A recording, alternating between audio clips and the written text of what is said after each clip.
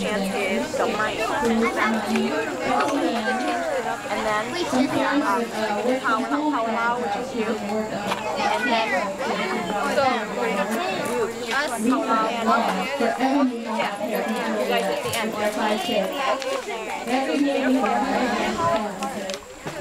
We'd like to show them how valuable they are. They are dutifully responsible for our camp. They have returned to help out every single year, even when they didn't need the community service hours. So that's cool. And they've been blessed. I don't follow you. And that's why we have so many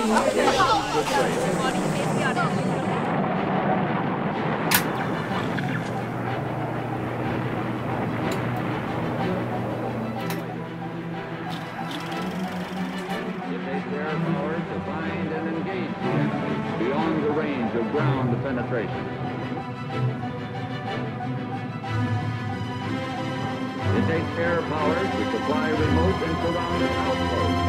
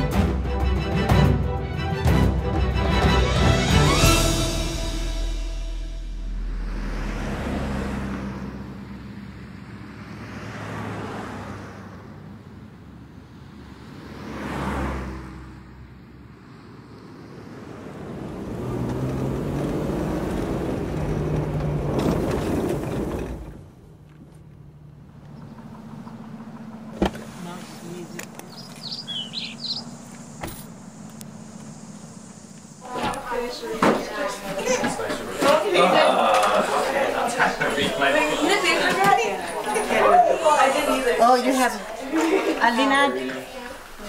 Yes. Call. Hit lipstick then, right? Try mascara? Do you want to do eyeshadow? Yeah, they love makeup, you know?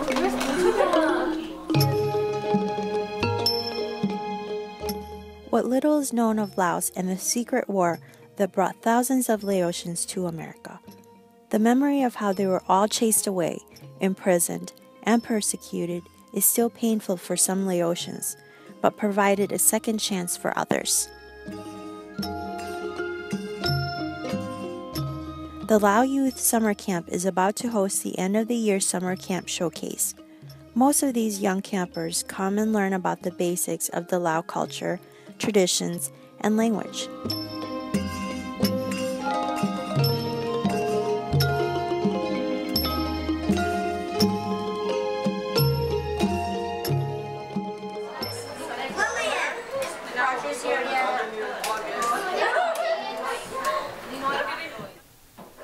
Nó luôn bao nhiêu này cáiปีlà sao? 86คุณน่ะ โน่83 มันนับเป็นก่อนมันสิลืมเนาะ33 ปีเนาะ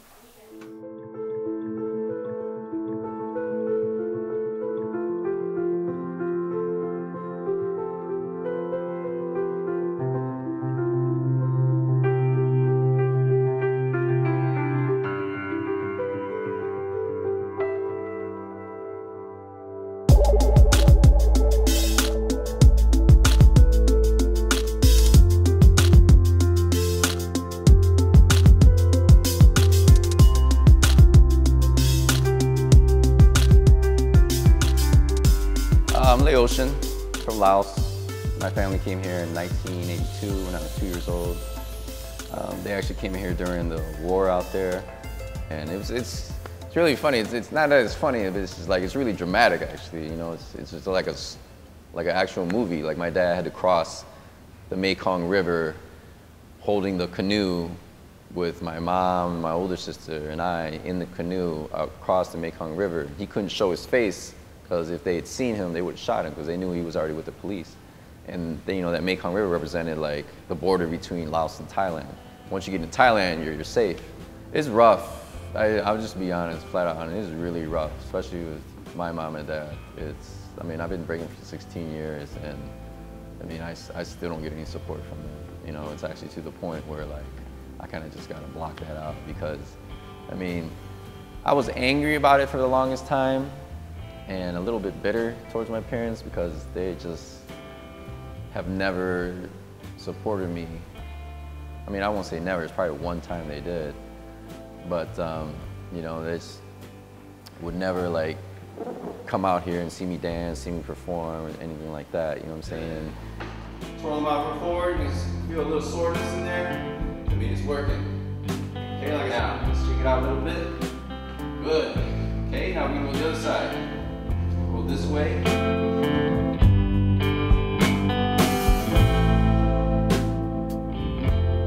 How I got into breaking was basically, my dad and my parents, they used to shelter us a lot. They didn't really let us go out and do anything as kids or teenagers. And one summer when I was 15, I was just like watching TV, because that's all we could do was just watch TV.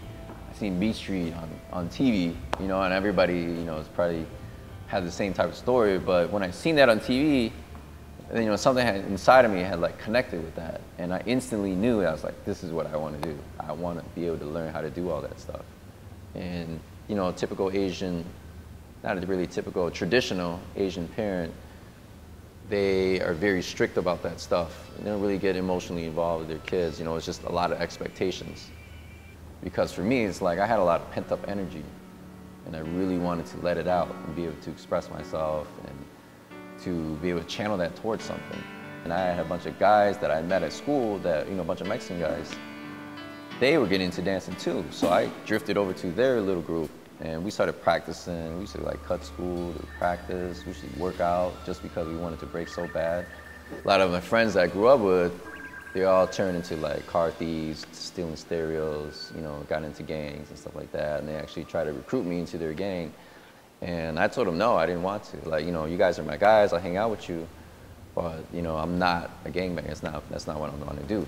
I mean, I myself, you know, I was fortunate that I found the dance. It'd be smart if you can.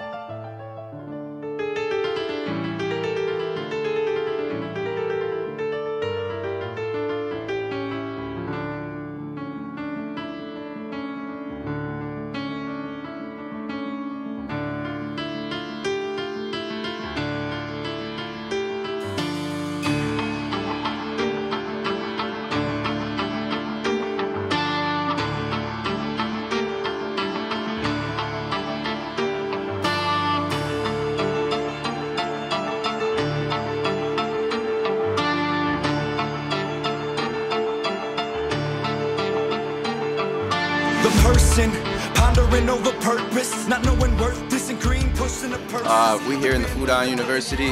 This is a really nice spot. I like it. This is a really dope dance studio. This is a great power move floor. So we hope to connect with a lot of these beginner dancers here, and you know, show them what's up in USA, how we do rock in Chicago.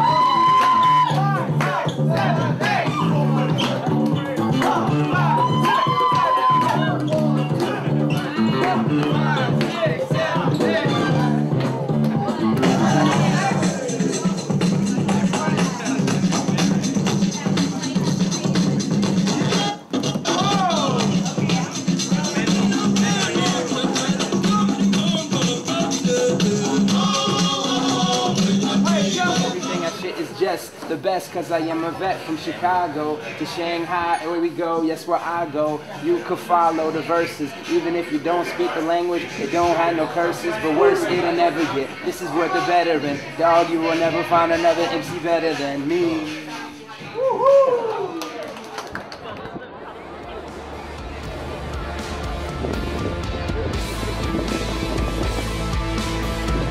You living it?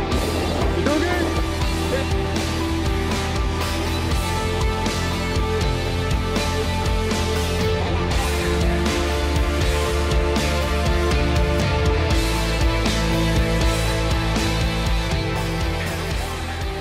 Ambrose, Monty, Enlight, me. You guys are gonna be here, slightly behind it. Second row. Ambrose will be on this side of the speaker. You know what I'm saying? Yep, right here. Monty's gonna be on the other side. Go, we can down to that. Snap your fingers like on to that. Like you be ready for it. We don't have to do it.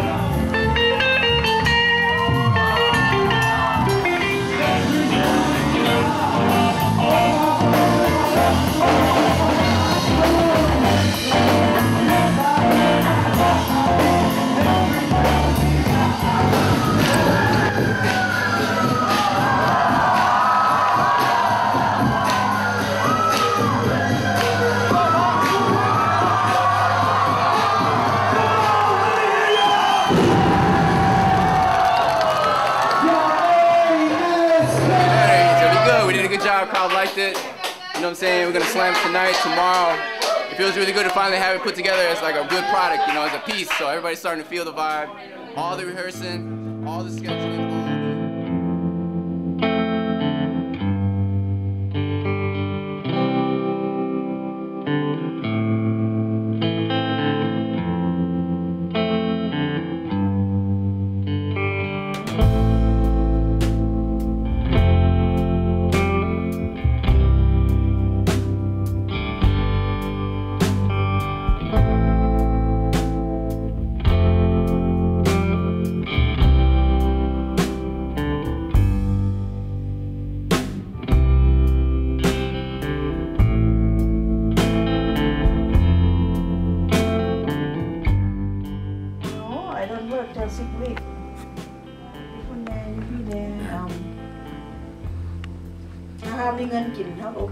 Because my mom laid up. แม่ก็เคยห้ามก็ได้ห้ามประมาณตะกี้ก็อยากให้ลูกคอนเซนเทรตเรื่องโรงเรียนอยากให้ลูกเบิดทุกคนดีเท่าที่สิดีได้เพราะว่ามาแม่กะหวังว่าสิอยากให้ลูกมีอนาคตเบิดทุกคนเพราะว่าพ่อแม่นี่เท่ามาแล้วก็พอได้อาศัยเพิ่งพาก็อยากให้ลูกกุ้มตัวเองอยากให้มีอนาคตที่ดีเนี่ยเพิ่นก็อยู่งานแล้วก็เปิดวิทยุแล้วก็เต้นอยู่เบสเมนต์ตอนนั้นพกขึ้นไปตอนนั้นโอ้ก็ขึ้นก็โบกขับมาไหนแล้วหายพันหลายเทื่ออยู่ตอนนั้นนะเพราะว่ามันเป็นบุคคลว่ามันมีอาชีพในด้านนั้นไปรอดสำคัญอยากให้เพิ่นเรียนหนังสือI don't know. I guess I would say they probably think I'm like probably the black sheep of the family just because of what I'm doing here.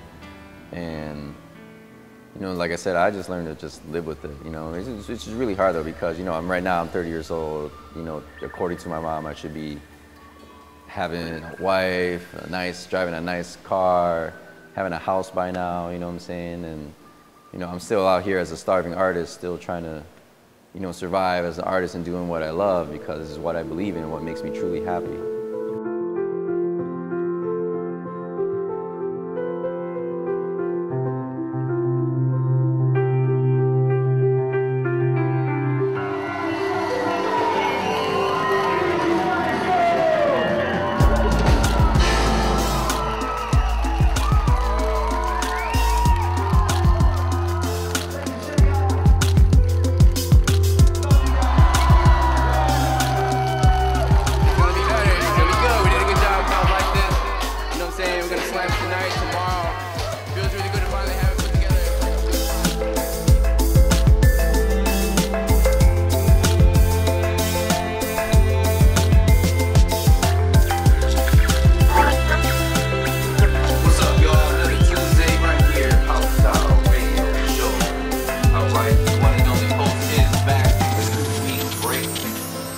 Channel. What's good, everybody? Phase 2 Power Star Radio Battle. The Reagan JoJo's representing in the building tonight. Yes, I am back, y'all. I also got the fam in the house. We got a packed house tonight. Got the man, the one and only, the Zumba King, Brave Monk. What's good? Peace, what up, y'all? Brave We got a special guest from Minnesota calling in. Jason, he's a b-boy practitioner, teacher, mentor, elder, veteran, been doing his thing. Yeah, I'm still dancing. Less on a competitive, teaching more, and still doing it as an art, as always. It's always going to be with me. Something I can never let go. If I'm going to hear a break, I still going to want to get down. My daughter does it now. I have students that do it now. A couple months ago, I went out to San Diego, just kind of on a random to the Lao Writers Summit, and I met a lot of great Lao people from different generations that are just coming out the woodwork. It's great to see a lot of different Lao people that are doing great things as far as like arts and entrepreneurism, and we're breaking the norm and the stereotypes of what Lao people do, educated and really making positive strides towards the community, and we're bringing that around and not only getting in touch with each other but trying to raise the bar as far as other Lao people and giving each other recognition here. So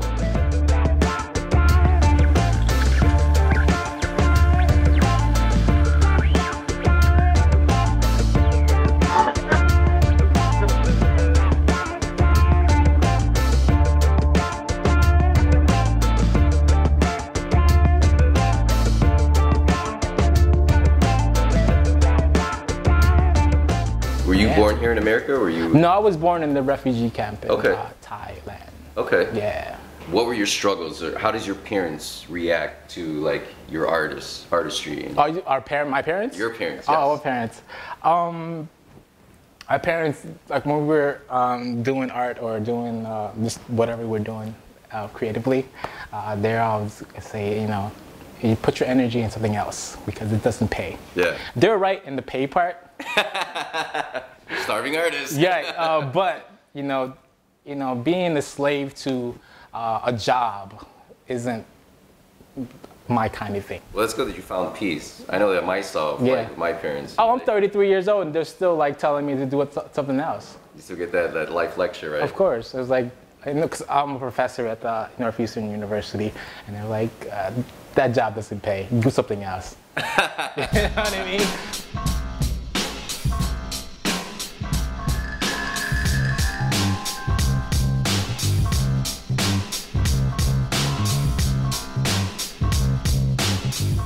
Ever since I was young, when I was young, or even, in my adolescence years, I never thought as myself as a Laotian person. Yeah. Because I'm not. Yeah. I'm a Laotian, and I'm an American, and I am Mexican, and I'm black, I'm white, I'm everything, right? Yeah. Because we only experience Laohood or Lao culture at home. Yeah. When I leave the house, I'm not Lao anymore. Yeah. You know what I mean? So there is sort of a disconnect when I leave the house and I become something else. Or sometimes when I come back in the house, I'm still the person outside. Yeah. And it's, you know what I mean? It's sort of like this confusion thing happening. Yeah. It's not just like denying my Laohood. I also contribute my Laohood to American culture also, or hip hop culture, whatever it is.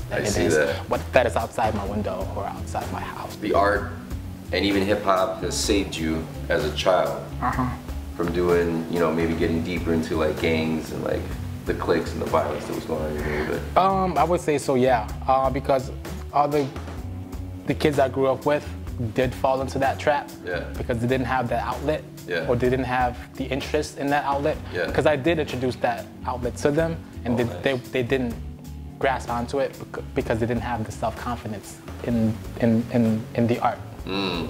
You know what I mean? I always believe that people have an artistic energy towards them in their bones or in their soul. Yeah. They do, but they don't have the confidence to bring it out. It just needs to be awakened. It needs to be awakened. I feel it's harder with Asian families, particularly immigrant Asian families, for that. Definitely.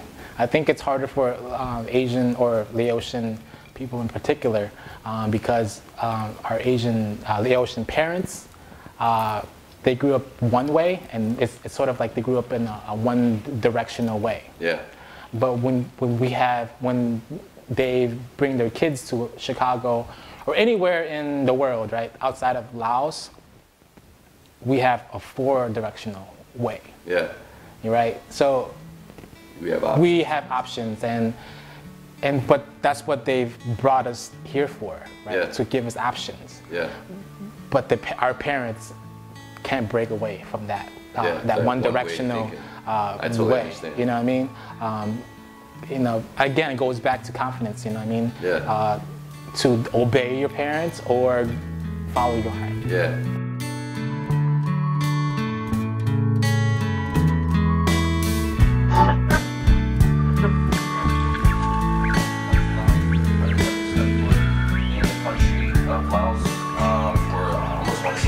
Years or something like that. Back then, you know, when we first filmed this, I was still more in like my soul-searching stage and really finding what my niche was, you know. And now that I am pretty stable and have a foundation for myself, that you know, I understand more where she's coming from and how her struggles, how much she sacrificed, both my parents actually, how much they sacrificed for me to be able to have great opportunities here in America.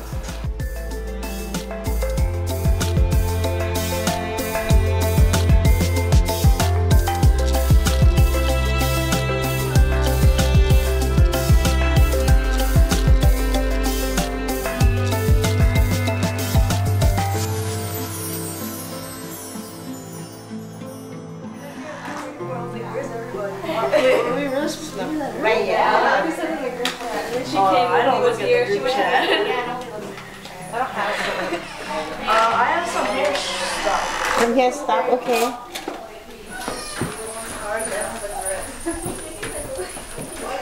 What am I here? Too heavy on your head.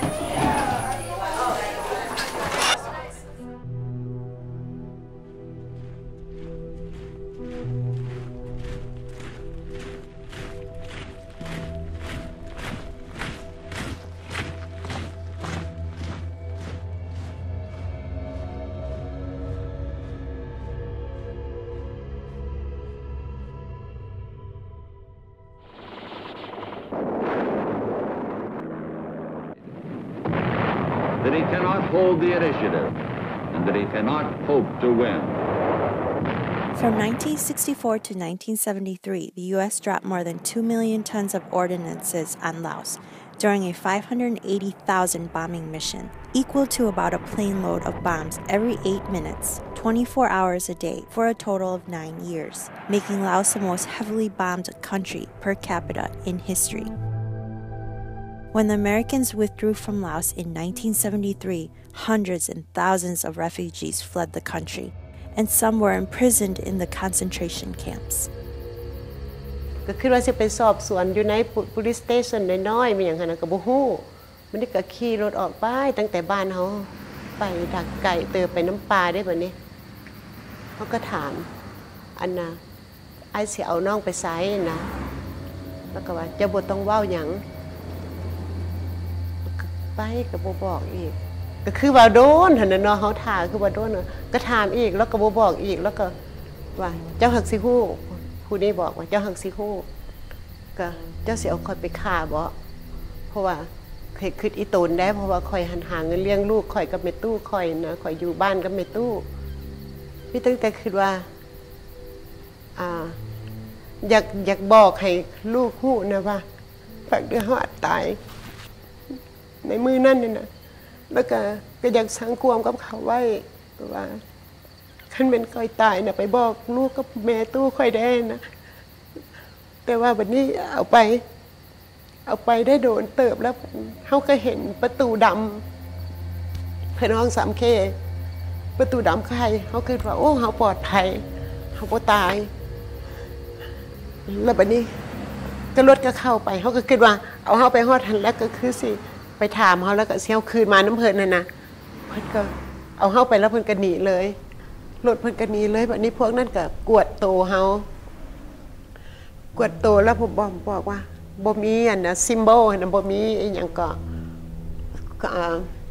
แบบเฮาซักทาทูแบบความลับหั่นนะในโตเฮาหันบ่มีคันบ่มีแล้วเพิ่นก็บ่ได้เว้าหยังเพิ่นก็เอาเข้าไปในสังเคในต่อมามันประมาณเดือนนึงแม่เพิ่นจึงฮู้ว่าเฮาอยู่ไส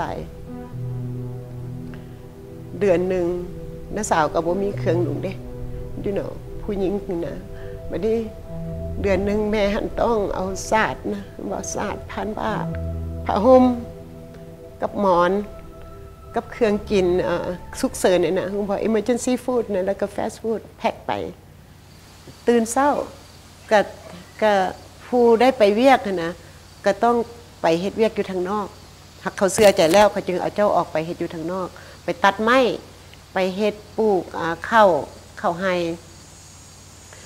แล้วก็ผู้อยู่ไหนก็เตรียมอาหารไว้แล้วก็หดสวนปลูกพักให้ข้าเจ้าหันแล้วให้อันน่ะหัวหน้าสำเคหันแล้วแต่ว่าคือปลูกพักกระลำจังซี่นะแล้วก็มีความทรมานนี่แม่นทรมานเฮาย่านเพราะว่าอันน่ะเฮาบ่ฮู้ว่าเขาสิมาเคาะประตูเอาเฮาไปฆ่ามื้อใดอันนั้นแม่นจังซั่นอยู่ในคุกเฮาเพราะว่าย้อนว่าทั้งที่เฮาบ่ได้เฮ็ดหยังเฮาก็ยังถูกจับไปทำลายอนาคตทำลายอันน่ะ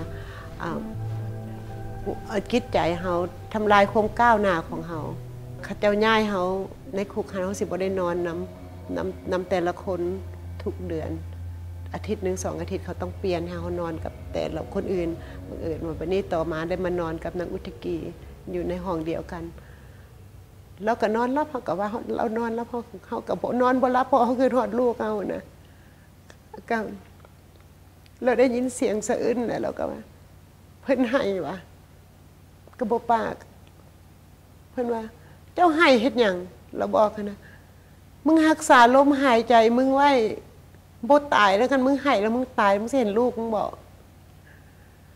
มันเว้าคักไว้ตัวนี้นะจื้อได้ว่าวันที่26ถึกปอยพวกเจ้าสิได้เมื่อบ้านเด้อโอ้ดีใจจนบ่อยากคู่ว่ามันแม่นอีหลีบ่หั่นนะเพราะว่าวันนี้พอดีวันที่26เพิ่นก็เอาไปประกาศให้เอาไปประกาศที่ว่าไปอยู่สำเคเพิ่นบอกว่าในใบประกาศเพิ่นเขียนบอกว่าได้ปลดปล่อยได้ release us นะได้ปลดปล่อยเพราะว่าบ่มีเงินไขเพียงพอเอาแม่มาหับเอาเพิ่นเอารถแก่ผีของจีนนะรถแก่ศพเอาคนไปฝังนะก็ไปวัดไปสูดรถน้ำแล้วก็ไปฮอดบ้านเขาก็มากอดแล้วก็ปากก็ได้เราให้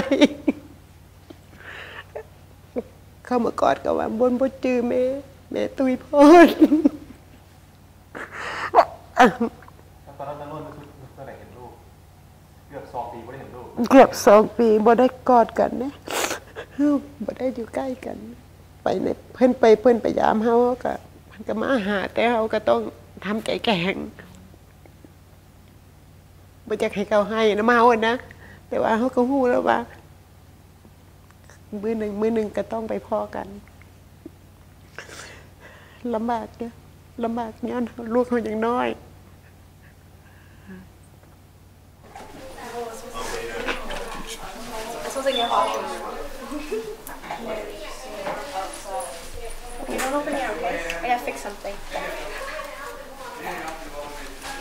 แบนเดนบอกแบนเดนมาถามสบายดี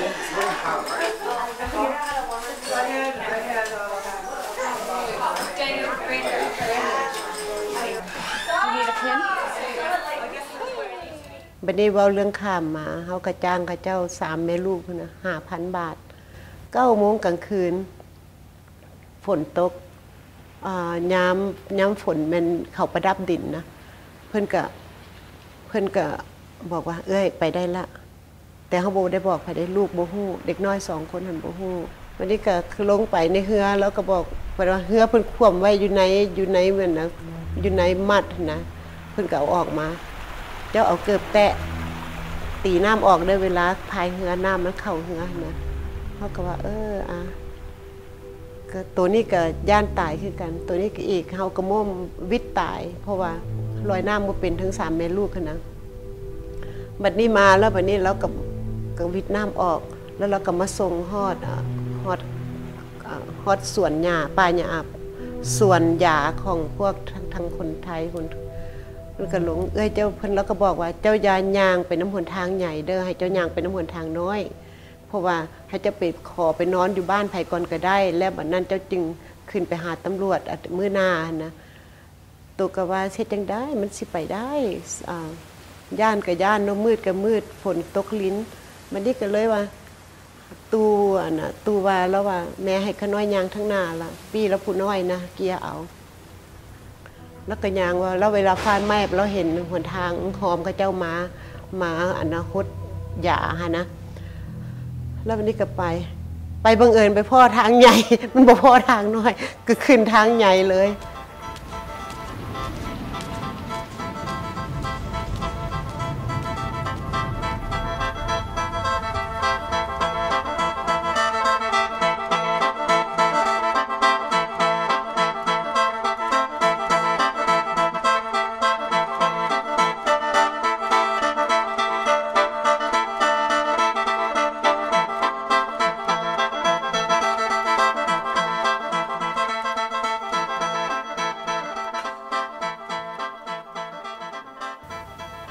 ศูนย์นาโพนี่เกือบโมเมนต์2 ปีเพิ่นว่า81ฮอด83เด้2 ปีเด้มาอเมริกามีตั้งแต่ข่าวลือบ่มีข่าวจริงนะก็ฟังวิตล้อฟังล้อแบบเลื่อนลอยบางคนก็ใจบ่ทนกระโตนจากศูนย์หนีข้ามกับคืนลาวอาหารการกินเพราะว่าเขาใส่น้ำบักจับไว้เด้ตลาดนาโพนะ11 โมงเขาจึงเปิดให้10 โมงบอกเขาจึงเปิดประตูให้เขาไปซื้ออาหารฮอดยามไปซื้อเครื่องผู้มีเงินก็ไปซื้อเนาะผู้บ่มีเงินเขาก็บ่ได้ซื้อแล้วเขาก็กินบดอาหารที่ว่าเขาจะเบิกให้เขาก็กินอันนั้นอยู่แบบอพยพกันแหละว่าอพยพแบบซ้ำซาได้ไปนะมีแต่ถาดมีแต่ temporary ซื้ออันใดก็ได้นะตอนที่เขาสิบอกว่าสิได้ม้าว่าโตมันเบาแม่นแท้มันแม่นมืออีหลีบ่ฮะนะแล้วเขาก็เอามือต่อมาเขาก็รถบัสมาขี่เอารถบัสมาพามาออกจากยนต์มาเบิ่งป่านเมืองสวรรค์นะมากลางคืนนี่ตกลงมายนต์มากลางคืนอยู่จอห์น F. Kennedy Airport ไปเรียนหนังสือก่อนไปเรียนหนังสือเขาห้องว่า ABCD School Community College น้ำแดงแล้วก็ไปเหตุการณ์ first job แม่นไปเฮ็ดอยู่ nursing home บ่เป็นภาษาหลายดอกแต่ว่าอยากได้ภาษาก็เลยอดสาไปเฮ็ดเข้าใจเล็กๆน้อยๆก็เขียนใส่มือแล้วก็มาแปลเอาอยู่บ้านซ้ำซาได้เว้านำเขามืออื่นไปเจ็บขี้กระเดือนนะตอน มาย้ายมาอยู่มิชิแกนแล้วเขาจะว่าตอนนั้นเขาจะว่าโอ้ขี้กระเดือนนี่ได้ราคาเด้เฮาก็ลูกนอนหมดแล้วก็ไปเจ็บอยู่น้ำเดินนะเดินไฮสคูลหลังจากเขาเจ้าตัดหญ้าแล้วหมอกมันลงนะเขาก็ไปเจ็บมันใส่โคมไฟทั้งหัวใส่ถุงมือมีขี้เลื่อยแล้วก็มีกระขู่ก็ไปเจ็บเอามีคำขวัญหนึ่งเป็นใจ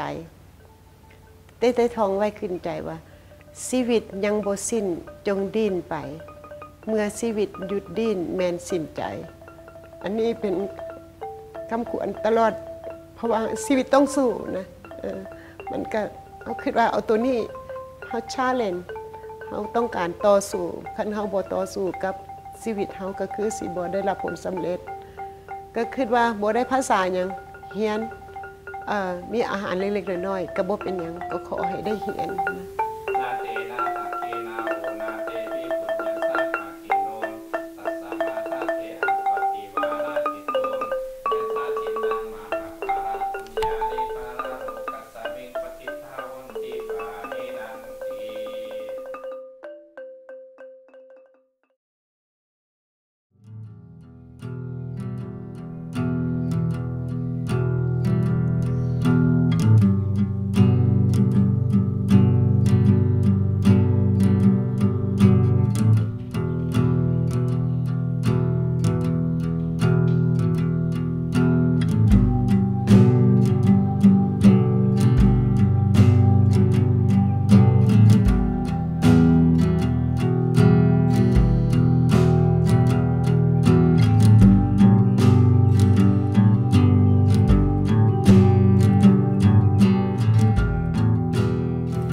กระบบเป็นยังเทือตอนเกิดมานะสุขภาพสมบูรณ์หมดตอนเกิดมาอายุฮอด4 ปีแล้วจึงฮู้ว่าเป็นทาลัสซีเมียเพราะว่าขาดเลือดหลายเรามีแต่ไปหงหมอแล้วเข้าไปกวดเลือดเขาจึงฮู้ว่าเป็นทาลัสซีเมียแล้วก็จนว่าเซเลือดคู่เดือนแหละจนฮอดอายุ7 ปีด็อกเตอร์ก็เกียมผ่าตัดเอาสปรีนออกเลยปาดแล้วมันจะดีนะด็อกเตอร์จึงบอกว่าแบบ50 1ขันถ้าปาดปางออกจะทำลายมะขลังกับตับ2 อันนี้แล้วด็อกเตอร์เขาเสี่ยงความว่าด็อกเตอร์เขาเสี่ยงเฮาบ่ปาดเฮาก็ได้เซเลือดคู่เดือนปาดก็เซเลือดคู่เดือนก็แน่งว่าต้องได้ปาดก็จึงว่าปาดวันดาออกมาแล้วบุญที่สุดที่วันดาปาดออกมาตับก็โอเคปางก็โอเค My name is Wanda Sihanath. I am 20 years old and I am going to be a junior at Arizona State University studying biomedical engineering.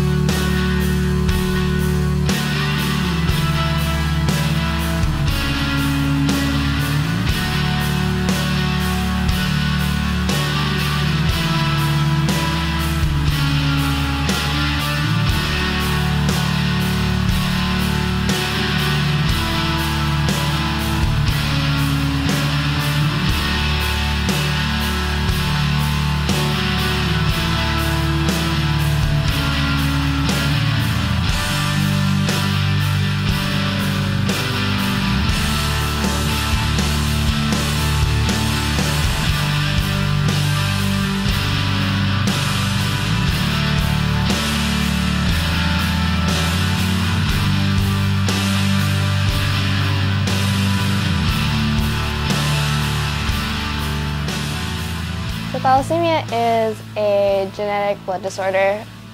Is classified as anemia, and with 2 carrying parents, I have a 1 in 4 chances of actually getting the disease myself.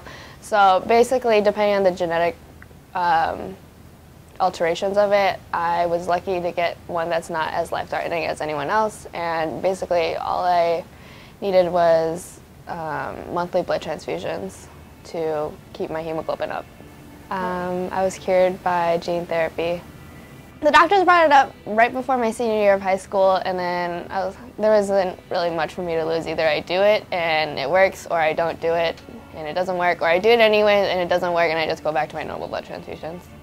I needed to do 4 days of harsh chemo to prepare my body for the transplant. Since I was the first patient trial in the US, they didn't know exactly what to expect for the first time first-handed, so I was like their first lab experiment in real life. I'm 2 years out now, so technically I'm okay with no other complications. So yes, kinda I am cured, but because I have lived so long with thalassemia as one of my primarily diagnosed health concerns, thalassemia would always be a part of me. I'm the first person in my family, so first generation Lao American to go to college, yes. I've actually taken the decision to move away from college to grow on my own instead of staying close to home unlike everyone else.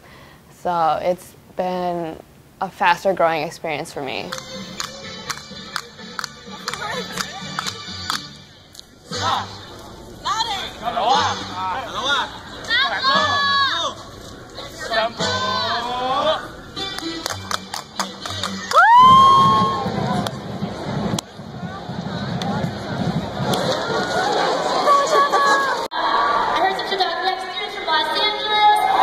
Another foot out the door towards actual adulthood, and so I guess me being all the way out in school, I can't randomly come home for any typical emergencies. Just knowing how to grow from that on my own time, and knowing when to ask for help when I need it. เจ้ามาอยู่อเมริกาพ่อบ่ได้ภาษาแม่ก็บ่ได้ภาษาเฮาเป็นคนอพยพมาตกอเมริกาเฮาคิดเบิ่งว่าลูกคั่นน่ะมีโอกาสที่สุดแล้วมีบุญวาสนาแล้วที่มันมาเกิดอยู่อเมริกาพยายามให้มันได้จบเรียนหนังสือให้มันได้จบให้มันมีการมีงานหมดทุกคนแล้วมีการงานดีหมดทุกคนพ่อแม่จะภูมิใจลูกที่สุดพ่อแม่เคยทุกข์แล้วเฮาเคยทุกข์อยู่ลาวแล้วมาอยู่อเมริกาพ่อแม่ก็ทุกข์แล้ว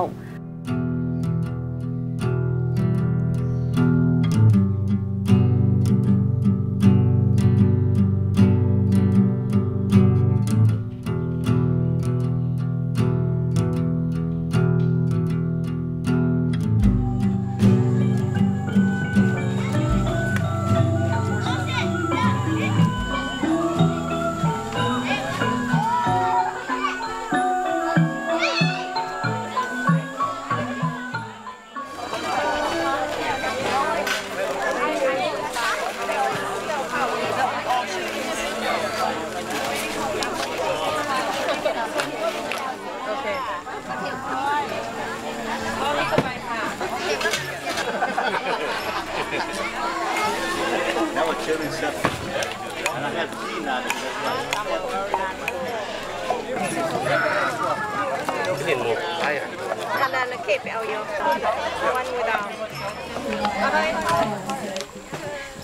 to show them how valuable they are. They are dutifully responsible for our camp. They have returned to help out every ประเพณีลาวเขาคือว่าเป็นประเพณีอ่อนหวานอ่อนน้อมแล้วฮู้จักผู้ใหญ่ผู้น้อยแล้วอย่างหน่อยก็เป็นตาฮักคันถ้าเขาฮู้เล็กๆน้อยๆนะว่าเขาก็เขียนอยู่เขาเรื่องว่าสบายดีอยากกินข้าวขอบใจหลายๆนี่ก็ซ้ำนี่แหละเขาได้ในระยะนี้นะแต่ว่าก็ได้ว่าคันสบายดีวิธีนบนี่นะเขาก็สอนเขาอยู่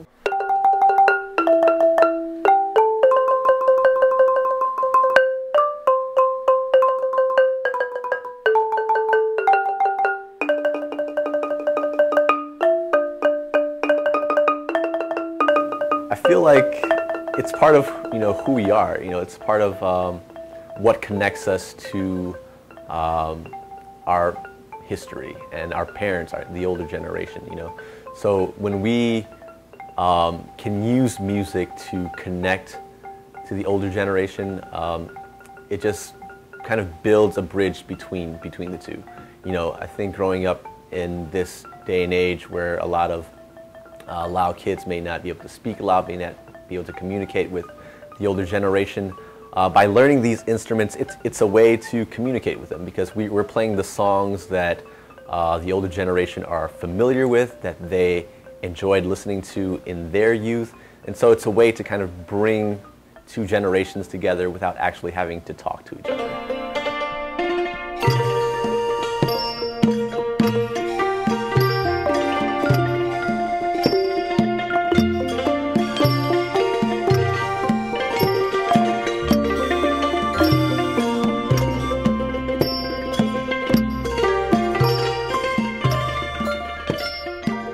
I think most of the people that know me know that I'm really into the Lao culture and really do my best to preserve it. And so for me to pick up the lanat was not a surprise to them, but I think all of my family and friends have been really supportive of me learning it, of me trying to share this component of Lao culture with my community and the kids in the community.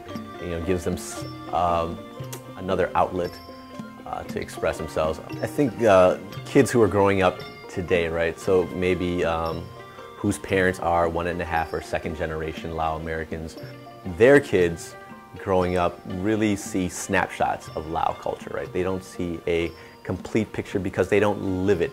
So they don't live it all the time, right? So they may, when they go visit grandma, right? So they have their experience of kaunio or bingkai, right? When grandma prepares food for them. So that's kind of a snapshot, right? Or they know padak, right? And they'll just it's kind of like their keyword, and they'll say padak as kind of like their link to what makes them Lao, right? So, but Lao culture is much more than that.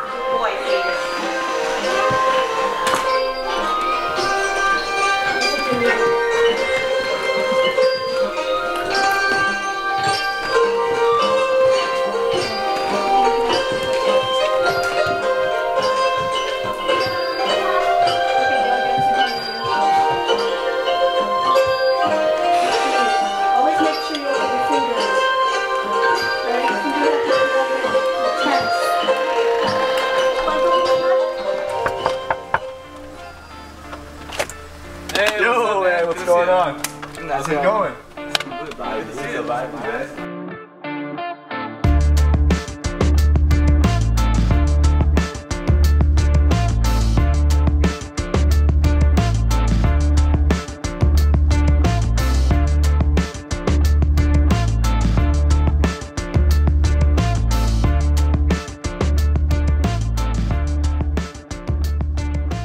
Really excited to be here today. Yeah. I got your Sap Sap meat sticks in the mail, right? Great digital. Yeah, awesome, dude. Yeah.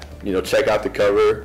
Looks pretty authentically Lao. Looks like a cow on the cover, man. Was it? I mean, overall, trying it, dude. Was it like a ballsy move for us to push out like a non-authentic Laotian item out there? Oh yeah, yeah. I think it's something that the market probably really needs right now. That's why we were kind of like daring with it. Yeah. Like we were trying to figure out like what should we do with this. You know what I mean? So we figured everyone ate like Slim Jims or snack sticks, and like let's push a Lao one out there with like Lao flavors.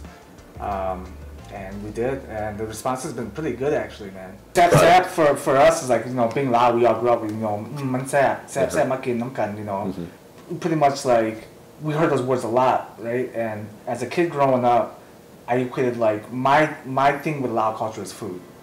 And growing up, my dad's parties, it was always, everything evolved around food and music, right?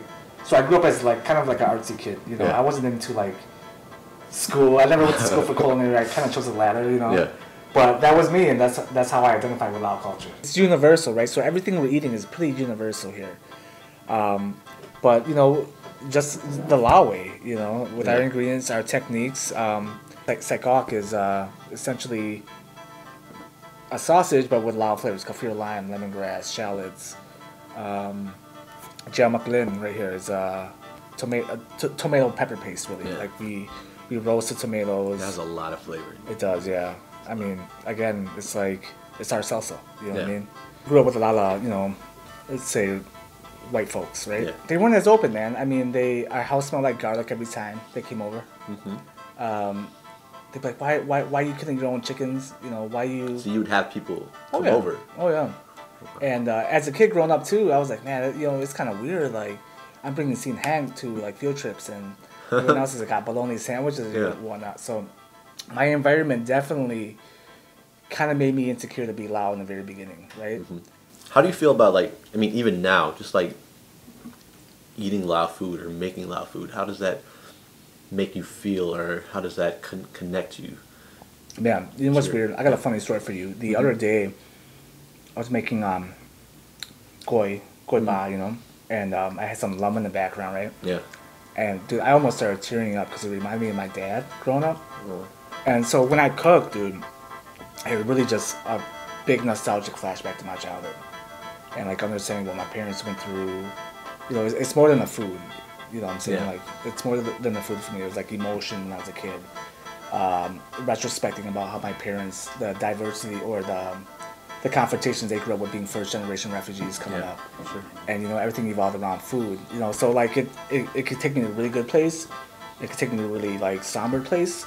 But that somber place is still a place of happiness. You know what I'm saying? Obviously, we're first generation, but I definitely feel a big responsibility teaching my culture. I mean, to identify with, it's not saying he's not American, don't be proud to be American, but it's like, that's what makes America great, is knowing your roots and bringing them here, right? Absolutely. This sharing of cultural knowledge, it's has to be re-envisioned, right? Yeah. Before it's kind of, taught or inculcated, like in the families, or lived. But now you have to, you learn things through different types of programs. You kind of outsource it in a sense, right? Sure.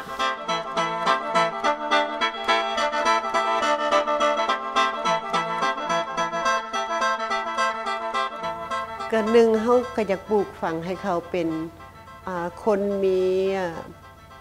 เป็นคนดีในสังคมเนาะให้ฮู้ว่าสิ่งใดถูกสิ่งใดต้องสิ่งใดควรเขาใฝ่ฝันว่าก็ต้องการอยากให้เขาหั่นฮู้ความจริงให้ฮู้จักฮักตัวเองให้ฮู้จักว่าตัวเองมักอันใดที่แท้ที่จริงอยู่ในคำสอนของพ่อแม่ซั่นเถาะ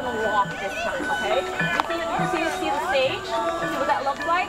So I'm probably going to have you guys walk out from that side. Oh, it started 7 years ago. I was working at Marriott Kochi for 15 years and wanting to have my own business. So I decided to leave. And when I went to Marriott Kochi, they trained me to do hair, and it just became a thing. And I have such passion for it that I didn't even know. So that's where that came from.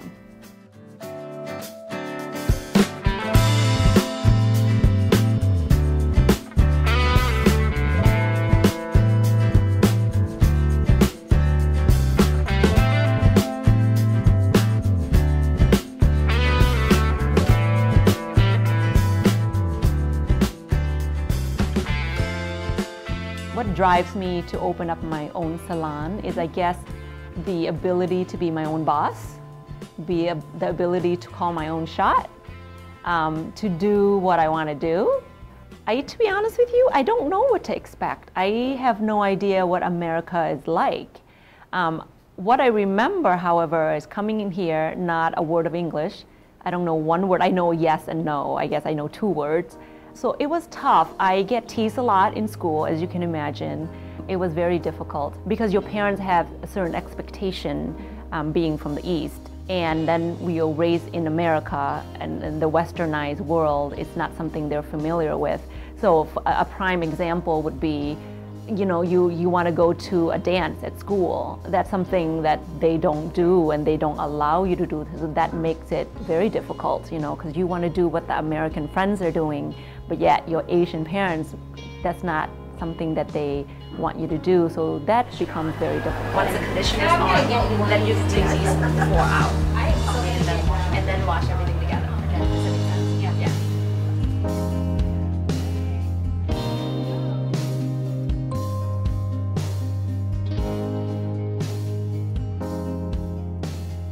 Perseverance, you gotta have perseverance. You gotta be able to stand on your own 2 feet. You gotta work hard. And that old mentality of, you know, you gotta work hard to get to where you need to be, it's still very true. But set goals and dream big, because one day you will get there. My parents brought me here through a really difficult journey to live an American dream, and I believe that I have reached that point. I am living the American dream, living a happy life with my family, supporting me 1,000%. To me, that's success. To me, that's American dream. The goals and dream I have for my children is to live the life that you love. Because if you live the life that you love, you don't work a day in your life. So for me, they don't have to own a business. They don't have to be an entrepreneur. I just want them to do what they love. And that to me is an American dream.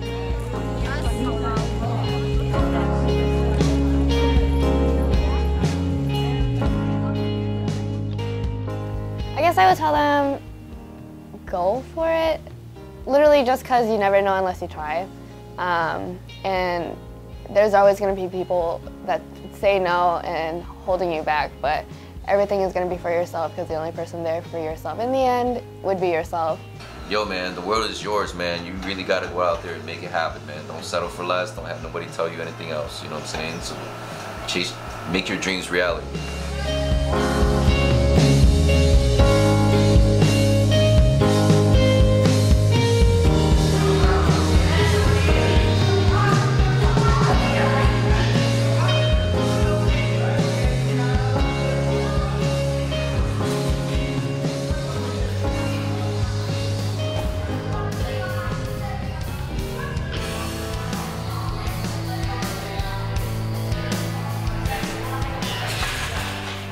I'm Chasen Chau.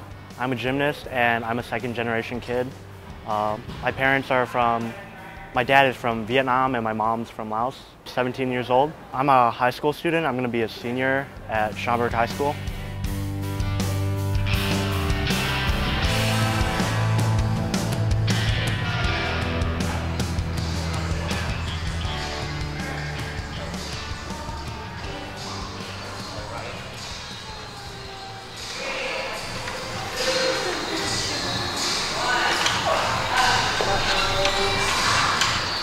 I think it's been like 6 years, so this is going to be the start of my 7th year. I started when I was about 10. Well, at the time, I was doing like karate, so like gymnastics would help with that, like strength-wise and like flexibility and all that. So that's why I did gymnastics, and then I kind of just got more into the sport, and that's how it happened. Well, I feel like the sport is really structured and it's very technical, so I think that like it's kind of like you have to follow like certain rules and like strict guidelines. So in a sense, I feel like that helps you in life, because like sometimes you have to really stick to just what the rules are.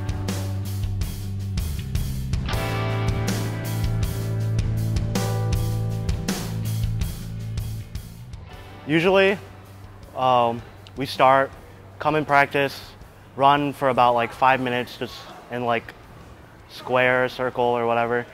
And then we usually stretch, and then we start on whatever our first event is. But like during the school year for here, I do 5 days per week, 3.5 hours for 4 of the days, and then 3 hours for 1 of the days. And then for like season for high school, I do 6 days a week for about like 3 hours each day. I feel like most like second generation kids like understand the idea that one or both of their parents either like somehow came here, they didn't have it as easy as us, and they like sacrificed everything they had like for their children. Like I think most kids understand that basic idea, but I don't think most of them like really understand what they actually went through. It's not that they don't care, it's just that they're not like willing to learn. The parents aren't just gonna like tell them directly, then like why bother like asking?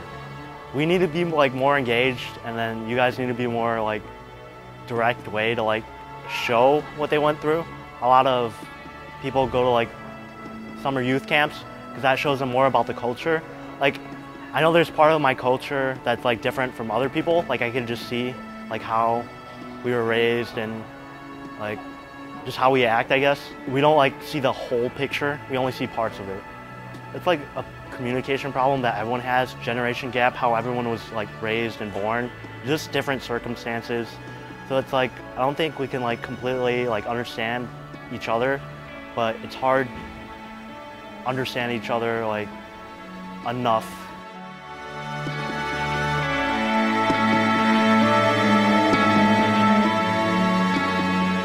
I was angry about it for the longest time, and a little bit bitter towards my parents because they just have never supported me.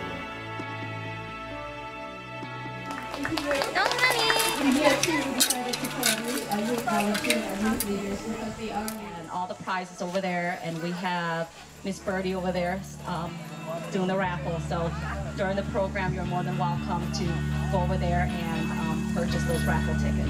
They have returned to help out every single year, even when they feel like they need their community service hours. So that's and they can block. I don't follow you. So that's I want to be on the spread like, oh, this camp is so much fun, and they feed us all day long. I don't watch them. I think the